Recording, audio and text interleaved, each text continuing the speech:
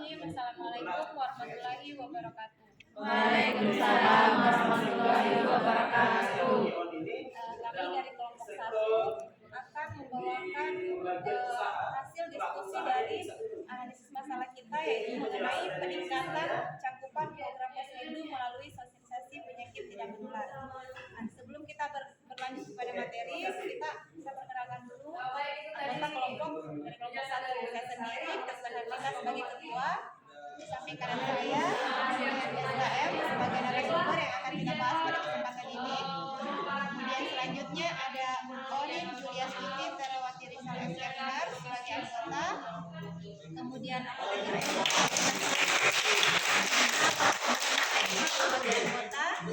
Kemudian sampingnya ada Dr. Gigi Auri Anissa sebagai non-tulen sekretaris.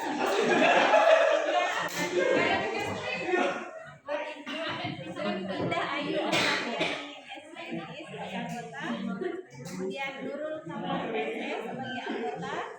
Kemudian Siti Saleha Hussein Siapa SKM sebagai anggota. Kartini SKM sebagai anggota. Dan terakhir Nur Indah Sari Sami SKM sebagai anggota.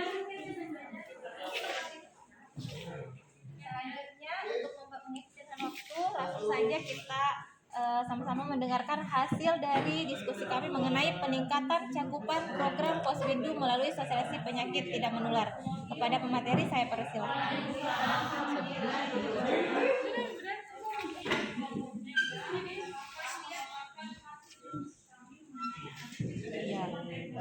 Baik, saya akan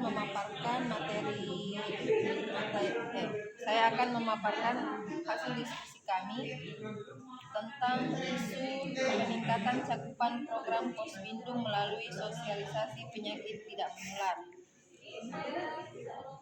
Sebelumnya kita masuk pada tupoksi jabatan nasional. Di sini kami mengambil sampel dari narasumber kami, yaitu Saudari Dasmian sebagai petugas epidemiolog kesehatan ahli pertama.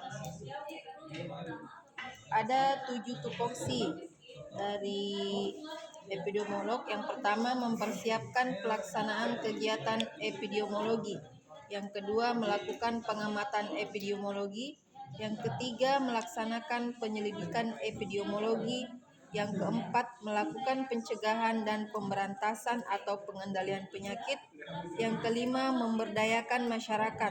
Yang keenam, membuat karya tulis atau karya ilmiah bidang epidemiologi kesehatan.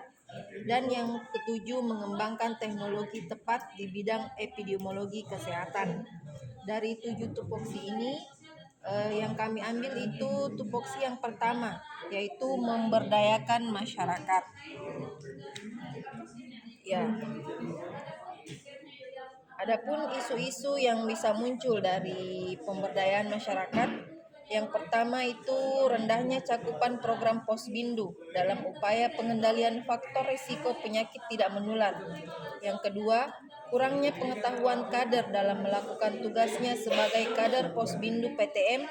Dan yang ketiga, belum optimalnya partisipasi lansia dalam program posbindu. Baik, kita masuk pada pemilihan isu memakai APKL. Isu yang pertama, rendahnya cakupan program posbindu dalam upaya pengendalian faktor risiko penyakit tidak menular. Nilai A-nya 5, P5, K5, dan L5. Isu yang kedua, kurangnya pengetahuan dalam melakukan tugas sebagai kader posbindu. Nilai A-nya 4, P5, K5, dan L5. Yang ketiga, belum optimalnya partisipasi lansia dalam program posbindu. Nilainya A5, P4, K4, dan L4. Dari masing-masing jumlah bisa dilihat sendiri, ada jumlah yang terbanyak yaitu sebanyak 20. Itu mengenai rendahnya cakupan program posbindu dalam upaya pengendalian faktor risiko penyakit tidak menular. Kemudian di analisis pohon masalah, Dari isu rendahnya cakupan program Posbindu dalam upaya pengendalian faktor risiko penyakit tidak menular, ada beberapa penyebab yang bisa menyebabkan itu terjadi. Yang pertama, kurangnya minat masyarakat. Yang ketiga, kurangnya pengetahuan masyarakat. Yang keempat, kurangnya kesadaran masyarakat tentang kesehatan. Dari penyebab ini bisa mengakibatkan bertambahnya penderita PTM atau penyakit tidak menular. Yang kedua, meningkatnya angka kematian. Yang ketiga, menimbulkan komplikasi penyakit pasien.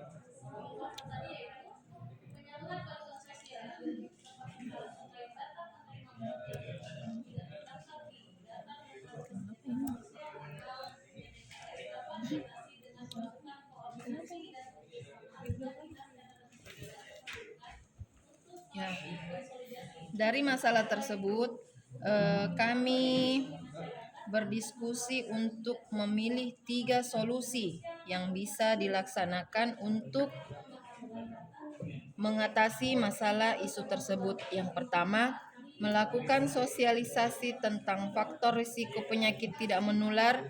Yang kedua, petugas kesehatan dan kader Posbindu melakukan kunjungan ke rumah penderita penyakit PTM. Yang ketiga, melakukan kerjasama lintas sektor dan lintas program. Dari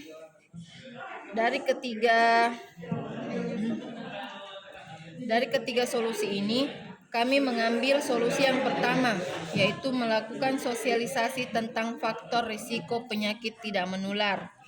Sehingga kami bisa menarik kesimpulan bahwa peningkatan cakupan program Posbindu bisa diatasi melalui sosialisasi tentang faktor risiko penyakit tidak menular.